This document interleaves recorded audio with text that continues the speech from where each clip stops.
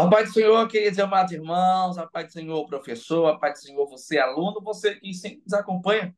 Temos aqui mais um EBD em síntese em podcast de lição de adolescentes e hoje, lição de número 4. E olha, é uma lição abençoadíssima, com uma temática e um conteúdo muito edificante. E eu já quero lançar para você aqui o título da lição, que é Uma Promessa, vírgula, uma Esperança. Não se confunda uma promessa, vírgula, uma esperança. A partir dessa promessa, não só aqueles que a ouviram, aqueles que a receberam, mas toda a humanidade, todas as gerações puderam ter esperança a partir de uma promessa. Olha que coisa maravilhosa! Uma única promessa, mas é a promessa mais extraordinária que aqueles que a ouviram poderiam ouvir e trouxe esperança de salvação a todos os homens. Atos capítulo 10, versículo 43, a mensagem bíblica diz: todos os profetas falaram a respeito de Jesus. Olha aí quem é a promessa. Dizendo que os que creem nele recebem por meio dele o perdão dos pecados. Nós sabemos, queridos e amados irmãos, que quando o Senhor ali ele criou, né, querida professora Rosimar, o jardim, aquele lugar perfeito, Deus descia, conversava com Adão, conversava com Eva, e de repente no jardim Deus investia tempo de relacionamento com eles, tudo era perfeito, o Senhor deu uma ordem e eles não a cumpriram, desobedeceram o Senhor e através daquela desobediência acarretou em muitos castigos e uma palavra de maldição também. Só que nesse mesmo jardim nós temos uma grande promessa. E é interessante, querida professora Rosimar, que Deus ele não só anuncia o seu castigo, né? Nós vimos que desde o princípio há uma misericórdia que age através de Deus. Porque ele não só anuncia o castigo, mas ele, junto com o castigo, ele traz consigo a promessa. E eu quero dizer aqui, porque tem aqui no subtópico 1, né? A promessa no Éden. E aí é interessante porque nos outros subtópicos, percebamos que no subtópico 3, por melhor dizer, tem a promessa. Porque é a promessa, é a maior das promessas que nós vamos encontrar no Antigo Testamento. E quem é essa promessa? É a vinda justamente do Filho de Deus, do Cristo. Naquele momento ali que a humanidade estava perdida porque nós herdamos de Adão e Eva, do primeiro homem. Nós herdamos a natureza caída, mas então, professor Rosimar, nós recebemos e eu vou ratificar aqui, a grande promessa do Novo Testamento, a qual os profetas também falaram a respeito. É isso mesmo, Felipe. A paz do Senhor, querido professor, professora, né? Estamos aqui, gratos a Deus por esta oportunidade de falarmos um assunto tão maravilhoso. Nós vamos falar um pouco sobre uma grande promessa, já lá no Éden, e vamos decorrer todos os subtópicos, né? Nós vemos aqui, queridos, que a história de Adão e Eva é uma das mais conhecidas da Bíblia, né? Nós vemos que depois que eles pecaram, teve a questão que Deus os expulsou do Jardim do Éden e a humanidade passou a sofrer consequências. E nós vemos aí, querido, que Deus, ele já havia estabelecido o seu plano na terra. Então, nós vemos aqui que Deus, ele desejava trazer o homem de volta à perfeita harmonia com ele. Então, nós vemos aqui, querido, que para isso ele desenvolveu um plano restaurador, né? Antes mesmo de haver criado o mundo. Então, nós vimos aqui que, através do Velho Testamento, Deus fez promessas importantes, né? Que levaram o homem a entender como o Senhor haveria de reconciliá-lo consigo. Então, nós vemos aqui, querido, que Deus ele foi quem proferiu, né, a primeira promessa na Bíblia. Então, nós vemos grandes coisas que nós podemos tirar desse tópico para os nossos queridos alunos, professor. Nós vemos a chamada de Abraão, né, que Deus lhe faz promessa. Nós vemos aí, querido, que o Senhor desejava levantar uma nação separada, né, pela qual ele iria realizar o seu plano da redenção. Então, nós vemos que a palavra de Deus diz: ora, o Senhor disse a Abraão: sai-te da tua terra, da tua parentela e da casa de teu pai, para a terra que te mostrarei. Então, Deus já havia estabelecido um plano, Deus já havia estabelecido um projeto para a salvação. Então, nós vemos aqui, queridos, que a nossa lição coloca sobre as promessas de Deus para Abraão. Então, Deus promete fazer de Abraão uma grande nação. E mais na frente aí, queridos, nós vemos neste versículo que Deus vem chamando Abraão para sair de sua terra, deixar sua parentela e partir de uma terra onde lhe mostraria. Então nós vemos aí, querido, que Deus ele promete a Abraão que fará uma grande nação. Então essa lição maravilhosa, ela nos mostra que ele também promete que o nome de Abraão será grandemente engrandecido, né? O que ele será uma bênção para os outros. E nesse versículo, nós vemos aí, em Gênesis 12, versículo 2, nós vemos aí que a generosidade de Deus, né, estabelecer suas promessas, e a Abraão, nós destacando o seu propósito de abençoar, não apenas Abraão, mas também todas as nações através dele. Coisa maravilhosa, irmão Felipe. Glória a Deus. É verdade, querida professora Rosimar, e é interessante porque o próprio autor ele destaca, né, quando eles cometem aquele erro, de repente fica a nossa expectativa, a pergunta, o que é que Deus vai fazer? Né? Será que Deus vai matar Adão? Será que Deus vai matar Eva? Né? Mas aí não se tratava de uma morte física, mas de uma separação, de uma morte espiritual, de uma separação do homem para com o seu relacionamento, a sua intimidade, o seu laço com Deus. Né? E essa é a grande promessa. Nós precisamos falar muito sobre isso, porque essa promessa ela foi proferida pelo próprio Deus, foi Deus quem prometeu, foi a primeira e a grande promessa do Senhor lá no jardim, né, aos homens, foi reforçada pelos patriarcas, foi anunciada pelos profetas, né, nós percebemos, querida professora Rosimar, que essa promessa que o Senhor ele falou acerca do nascimento de Jesus foi desde a parte de Abrão, né, quando ainda era Abrão, quando Deus chamou, e vai se cumprir na pessoa de Jesus.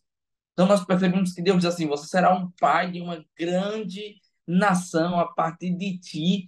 E é interessante, um outro ponto também que eu queria destacar aqui, é justamente como Deus cumpre essa promessa que ele faz a Abraão. Porque dá-se o Salvador a partir da semente de uma mulher que o próprio Deus diz, da semente da mulher. E é interessante que a mulher foi quem foi enganada. O próprio Adão ele vai apontar para a mulher: foi a mulher que tu me deste. Era Deus dizendo: ó, a mulher é fraca, a mulher é frágil, assim como o homem também que caiu. A mulher ela é sujeita como um homem a ceder às tentações do inimigo, a cair em desobediência através das estratégias e das artimanhas de Satanás, só que vai ser através dela para mostrar que o meu poder se aperfeiçoa justamente mediante essa fragilidade. Era Deus dizendo: eu faço forte o que é fraco.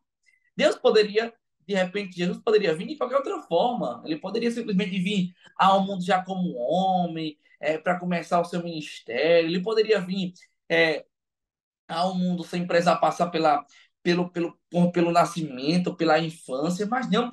Deus assim o quis para mostrar para Satanás que o seu poder é forte através do seu propósito, do seu filho Jesus Cristo. Ele veio em semente de mulher, que foi quem caiu e foi quem cedeu a proposta do diabo. Ele veio em carne, ele veio como homem, ele foi sujeito às tentações para mostrar para o inferno que a promessa que o Senhor fez, ela se cumpriu na íntegra e de forma plena. É por isso que Jesus é a grande promessa. Por quê? Porque ele é a promessa que traz esperança, porque todos os homens, como disse Paulo, pecaram e destituídos deixam da glória de Deus. Ele é aquele que traz a restituição e que nos filia diante de Deus, e é aquele que cumpre o seu propósito de forma plena e de forma absoluta. Glória, pois, ao Filho de Deus. Nós vemos aqui também, irmã Rosimar, que um outro detalhe, né, que é cumprido na vida do Messias, irmã Rosimar, é a sua genealogia, né? É interessante porque o Senhor disse que Jesus Cristo, ele viria da linhagem também, não só de Abraão, mas também de Davi. E quando a gente vai puxar a linhagem, lá em Mateus capítulo 1, a partir do verso 1, inclusive tem muita gente que não gosta de ler a linhagem, mas eu quero aqui deixar cá para você, porque de repente você pode, é uma dica pedagógica, você pode colocar no seu quadro, você pode levar uma cartolina, enfim, vai ser interessante, vai agregar a sua aula, a genealogia, né, de Jesus, a árvore genealógica de Jesus é um pouco grande, então você faz de uma forma pequena, ou quem sabe até uma forma mais prática no Data Show, mas é interessante e é uma outra prova do cumprimento da promessa de Deus pelo Messias, né, querido irmão Zimar? Porque a gente vê que há uma árvore genealógica. Quando a gente olha para Ruth, por exemplo, a gente olha, eita, a árvore, de repente ali, lá vem Boaz, vai quebrar, de repente Boaz vai casar com uma mulher estrangeira, e como é que vai ser? E o Senhor é glorificado até nisso, o nome do Senhor é glorificado, porque Deus tem seus planos e seus caminhos para cumprir os seus propósitos. É isso mesmo, Felipe. Essa dica ela vem bem propícia, né, para os nossos alunos, porque através dela eles vão ter aquele conhecimento, né, sobre toda a trajetória ali. Então nós vemos aqui, querido, que o nosso Senhor Jesus Cristo, ele já tinha um plano marcado, um plano traçado, né? E nós vemos aqui as grandes características que a lição coloca, como o nome de Jesus, como nascerá o sol da justiça. Então, nós vemos aqui que, mas para vós, os que temeis o meu nome, nascerá o sol da justiça, e cura trará nas suas asas. E saireis e saltareis como bezerro da estrebaria, e na linguagem profética, né, nós vemos aqui Jesus, ele é apresentado como um sol que ilumina a todos. Nós vemos aqui, queridos, que o nosso Senhor Jesus, ele já havia esse plano da salvação, e a lição também coloca isso, Então nós vemos aqui que como ele representa-se como o sol da justiça, ele refere claramente ao futuro Salvador, pois ele virá com cura nas suas asas. O sol não tem asas, é claro, mas alguns comentaristas pensam que esta palavra se refere aos raios do sol como sua energia vital. Então, nós vemos aqui, queridos, que, no entanto, a palavra hebraica, ela significa asas e nada mais. É como se o sol subisse rapidamente, né, em grandes asas, dissipando a escuridão do mundo com sua luz, dispensando a cura à sua alma doente. Então, nós vemos aqui que o sol da justiça, é claro, não pode ser outro senão o próprio Deus, Então, a Bíblia ela coloca dessa forma.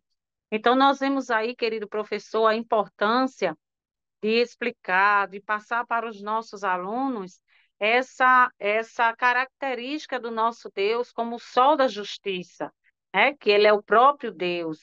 Então, porque o Senhor Deus, lá no livro dos Salmos 84, e versículo 11, vai dizer: porque o Senhor Deus é um sol e escudo, o Senhor dará graça e glória, não retirará bem algum aos que andam na retidão.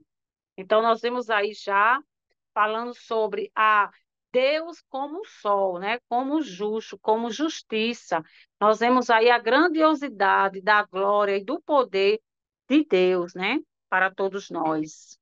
E este tópico ele é maravilhoso, Porque vai falar sobre a grande promessa, O grande cumprimento de toda a promessa. Glória a Deus, é verdade, querida professora Rosimar. E aí, seguindo essa linha, sobre justamente o projeto, sobre o plano, como a própria professora Rosimar falou, né, foi um plano que foi totalmente traçado, planejado e direcionado pelo próprio Cristo. O próprio Paulo vai dizer que isso tudo vai se cumprir de forma plena, na plenitude dos tempos, ou seja, havia um tempo determinado. Jesus não veio nem antes e nem depois. Jesus ele veio do tempo. Tal como foi justamente a sua promessa, sua vinda quanto ao seu nascimento, também será a sua vinda para arrebatar a igreja. Ele não vai vir antes, nem vai vir depois. Ele vai vir na plenitude dos tempos, ou seja, quando o tempo for, no tempo determinado pelo Senhor. Quando chegar esse tempo, então o Senhor ele virá, porque o nosso Deus ele é perfeito. E então, nós entramos no subtópico 2, né, profecia sobre o Salvador, porque o Novo Testamento ele é recheado de profecias sobre Jesus Cristo. Uma vez eu ouvi de um certo pregador, e vale ressaltar aqui, que ele disse que o tema central da Bíblia era a fé. E eu depois quis discordar dele respeitosamente, até porque não foi algo falado naquele momento, não, que não feria naquele momento, não era uma heresia, porque foi na sua inocência, e eu disse a ele que o tema central da Bíblia é Jesus. Quando você pega o Velho Testamento, a profecia e o Novo Testamento aponta para Cristo. A velha aliança, a lei aponta para a vinda de Cristo, e a nova aliança é o cumprimento justamente da lei na pessoa de Jesus Cristo. Então, mediante Jesus Cristo é que nós podemos ter fé. É por isso que ele é o tema central da Bíblia, porque toda a nossa crença é oriunda a partir do Filho de Deus. Quando nós pegamos a Bíblia Sagrada, professor Rosimar, nós temos aqui no subtópico, no tópico 2, o nascimento por uma jovem virgem, o nascimento em Belém e homem de dores. Perceba que é tão perfeito o plano de Deus que há já esse anúncio por parte dos profetas. Você vai ler os profetas maiores, por aqueles que mais profetizaram acerca de Jesus Cristo. Você vai ver os profetas menores, é aquele que tem uma quantidade menor de profecias a respeito do Cristo, mas todos eles profetizam acerca de Jesus.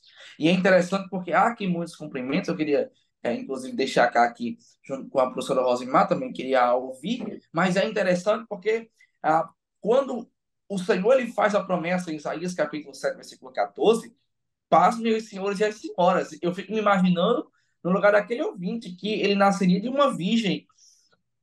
De repente alguém poderia dizer, mas como ele vai nascer a partir de uma virgem? Será que a virgem pode conceber? E há um cumprimento. Por quê? Porque o poder ou a grandeza do cumprimento da promessa que o Senhor fez, que gerou essa esperança, não estava nos homens, estava no próprio Filho de Deus, que despiu-se de sua glória e encarnou entre os homens. Então a glória do cumprimento não está no homem. É por isso que quando o Senhor diz que vai nascer de uma virgem, e nasce de uma virgem, até o seu próprio esposo, José, ficou espantado, mas é porque a grandeza, né, querida professora Rosimar, do nascimento de Jesus, dessa promessa, não está no homem, não está na mulher, não está no mundo natural. É justamente no mundo espiritual, é o Senhor, mediante a sua soberania, cumprindo a promessa que ele fez lá no Jardim do Éden, se cumpriu na plenitude dos tempos, e cada dia vai se fazendo conhecido pelas profecias dos profetas. É isso mesmo. Esse nascimento do Messias, né? Que Isaías bem coloca, nós vemos aqui, queridos, que a Bíblia diz que o mesmo Salvador vos dará um sinal. Eis que a Virgem conceberá e dará à luz a um filho, né? E chamará o seu nome de Emanuel. Então, nós vemos aqui que o nascimento de Jesus é um dos eventos mais extraordinários da história humana, né? Então, nós vemos aí a questão da concepção do Salvador, né? Que é mais que um simples acontecimento na biografia de Jesus.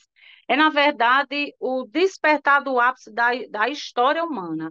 É, nós vemos aqui que, quando vai lá na frente, vai falar sobre a questão, nós vemos aqui a paramanjedoura em Belém, né, conclui todo o esforço dos patriarcas, né, profetas, né, e santos do Antigo Testamento. E nós vemos aqui que, no mesmo lugar daquela estrebaria, flui todo o significado da obra dos apóstolos, discutindo dos discípulos e da igreja do Senhor Jesus até os nossos dias. Então, nós vemos aí esse grande plano, né, do nosso Senhor Jesus Cristo, que é, com certeza, o nascimento, né, do menino Jesus através de uma virgem, né? Glória a Deus. E é interessante, professor Rosimar, é, que é um plano perfeito, há uma grandeza, é o Filho de Deus, como disse o doutor Billy Graham, grande pregador, Foi o maior acontecimento da história da humanidade. Não foi o homem pisar na lua, foi Jesus pisar na terra, mas de uma forma tão humilde.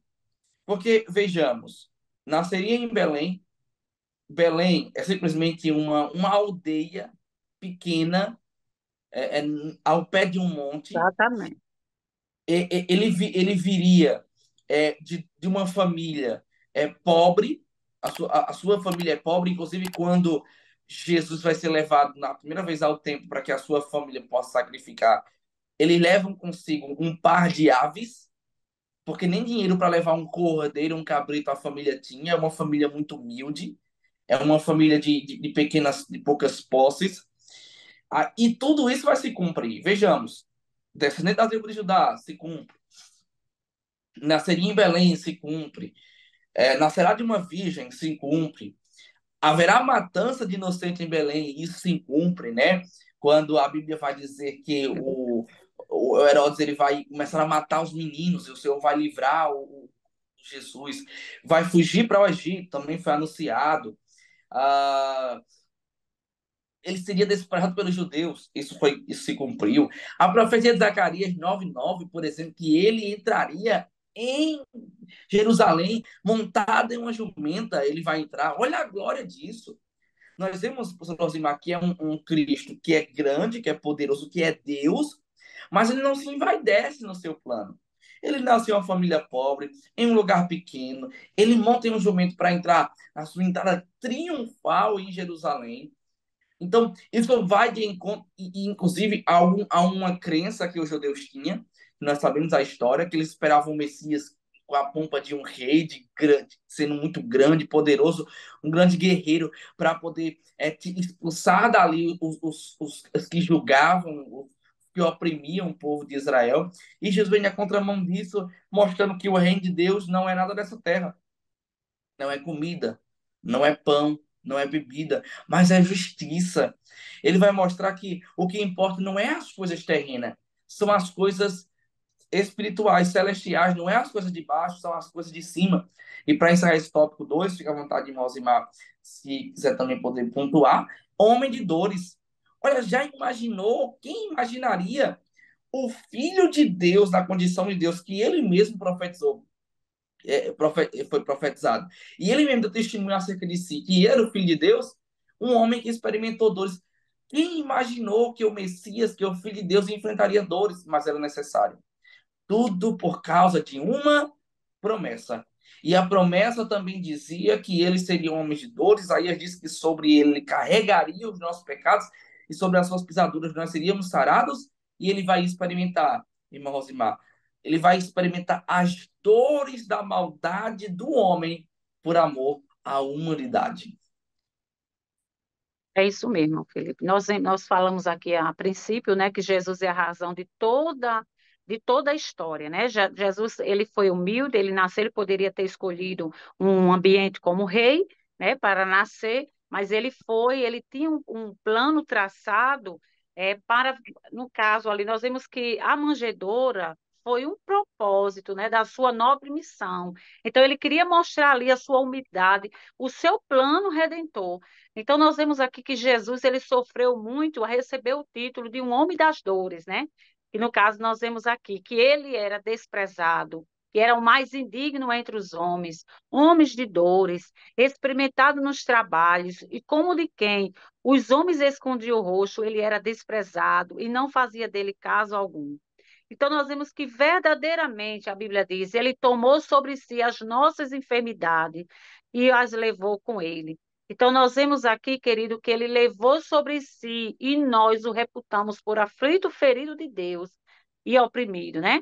Mas ele foi ferido pelas nossas transgressões, ou seja, ele não merecia ter passado por aquilo, por tudo aquilo que hoje nós estamos aqui. Então, nós vemos aqui, foi moído pelas nossas iniquidades, o castigo que nos traz a paz, né, estava sobre ele, e pelas suas pisaduras nós fomos sarados.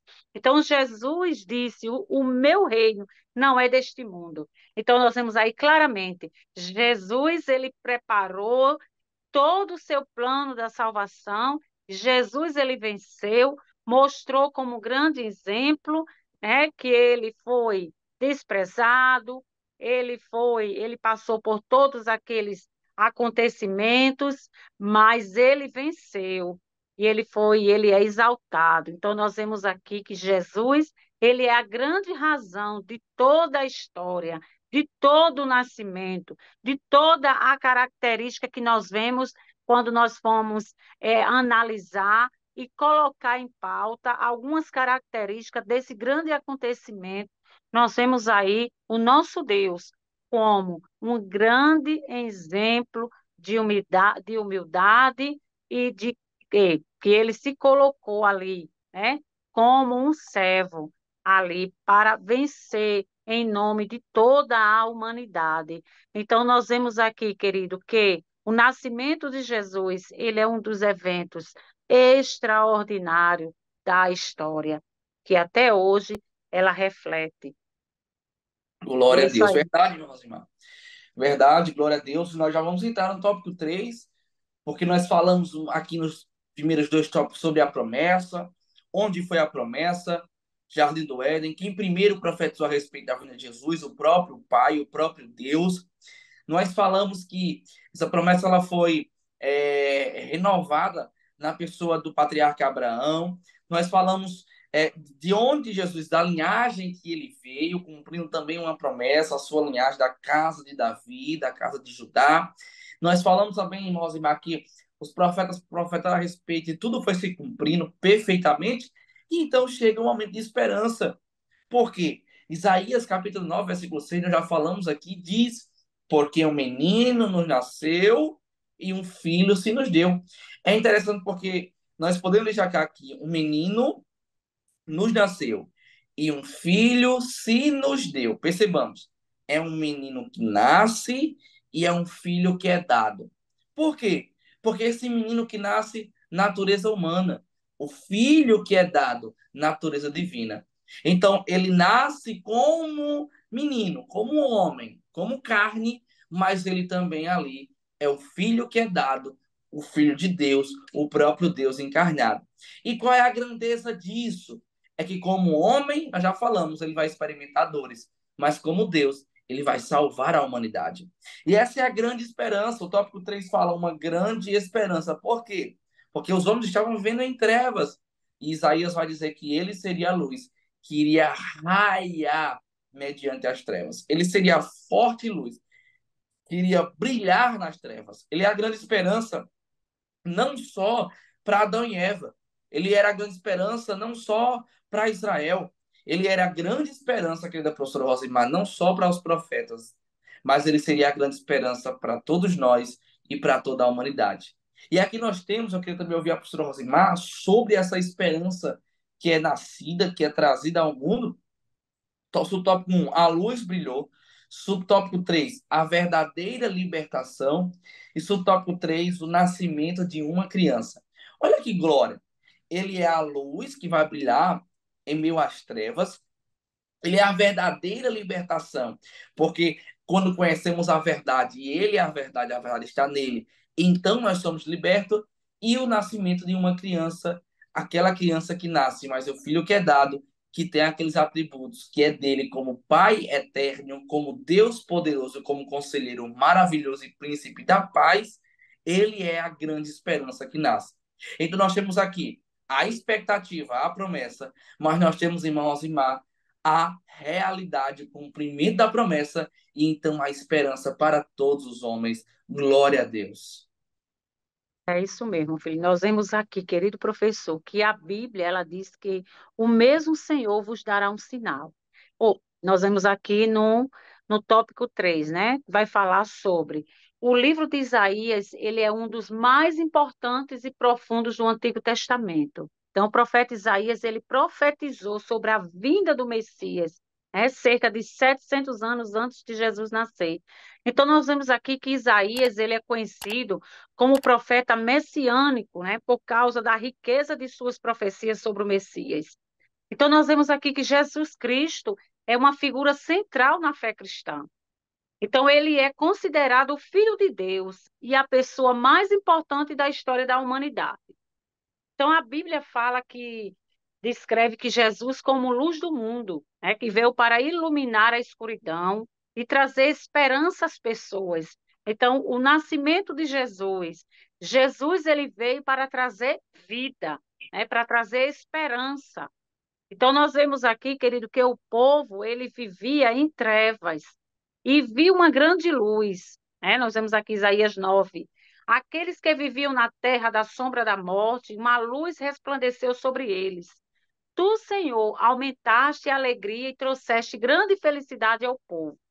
Então, eles se alegram perante ti, como os tempos da colheita, como os que dividem os despojos do inimigo. Então, nós vemos aqui que Jesus, ele é a verdade, né? E ele veio para mostrar a verdade para o coração humano.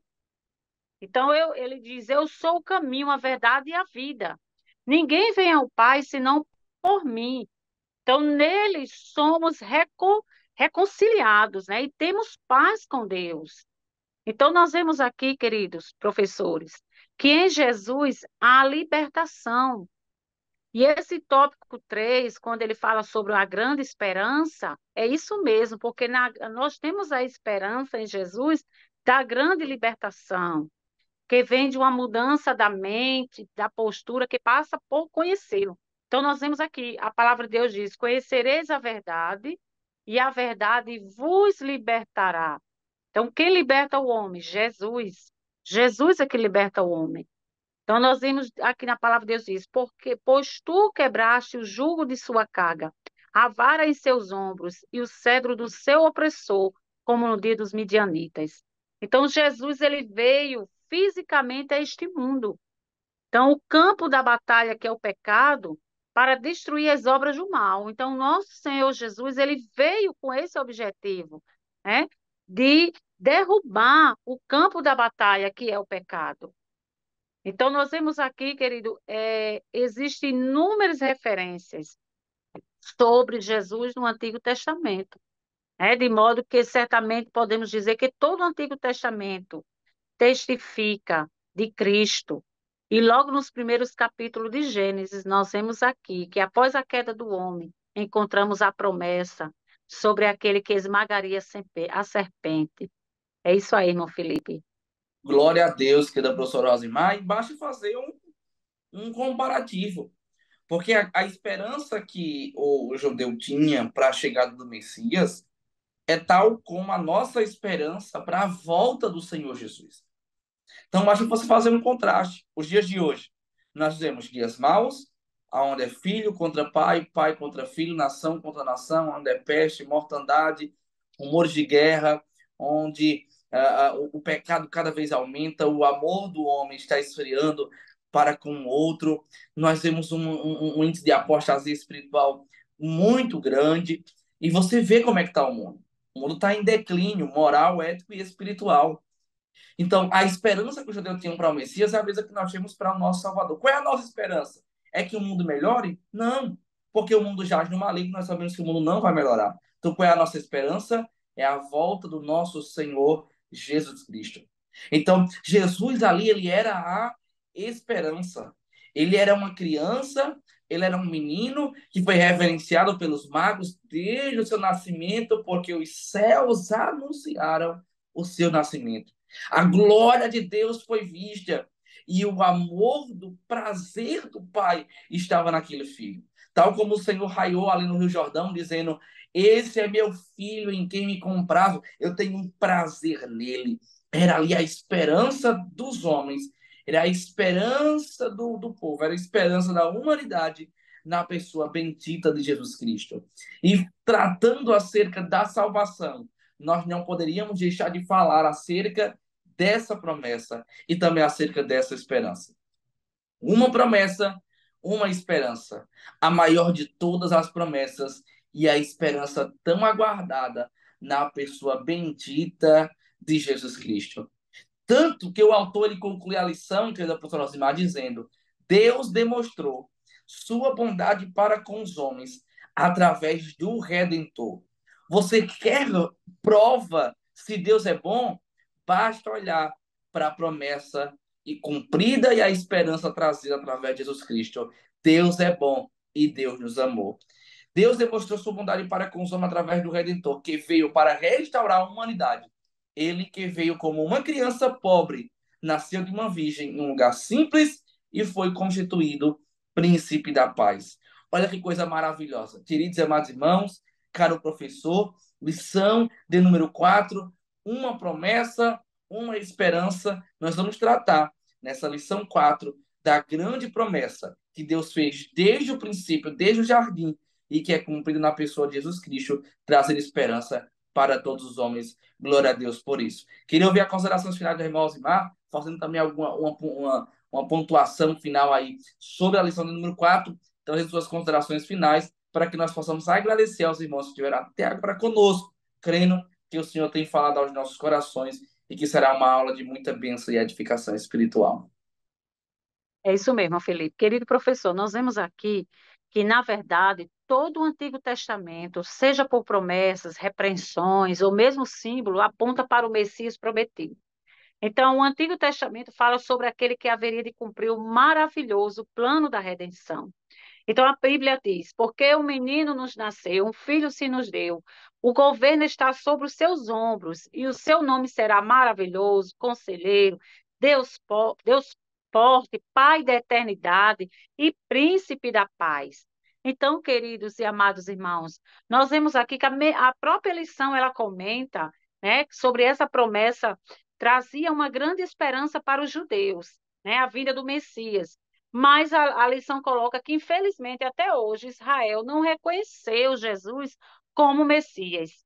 Então, nós temos aqui essa lição tão grandiosa, professor, que vai trazer um conhecimento vasto para o seu aluno, para que ele possa ver toda essa trajetória, desde do Éden, né, até agora, nessa questão do que fala o tópico 3 sobre a grande esperança. Então, querido professor, que Deus possa lhe abençoar, lhe conceder uma aula abençoada, uma aula produtiva, que possamos, com esta aula, adquirir novos conhecimentos. Que Deus abençoe, professor. Glória a Deus. Que Deus abençoe você, professor, você, aluno, pai, mãe, você, amante da EBD, que esteve conosco até agora. Que Deus lhe conceda uma aula abençoada e inspirada pelo Espírito Santo para falar acerca dessa promessa que nós recebemos desde o princípio, desde o Éden, que foi cumprido na pessoa de Jesus Cristo e que continua sendo a esperança de todos os homens ainda hoje, que é a pessoa bendita de Jesus Cristo, o nosso Salvador. E lembre-se, eu gosto muito dessa frase e vou repetir ela novamente. O maior ato, o maior acontecimento da história não foi o homem pisar na lua, mas foi Jesus pisar na terra, porque ele é a nossa grande esperança. Que Deus lhe abençoe e até o próximo podcast, em nome de Jesus. Amém.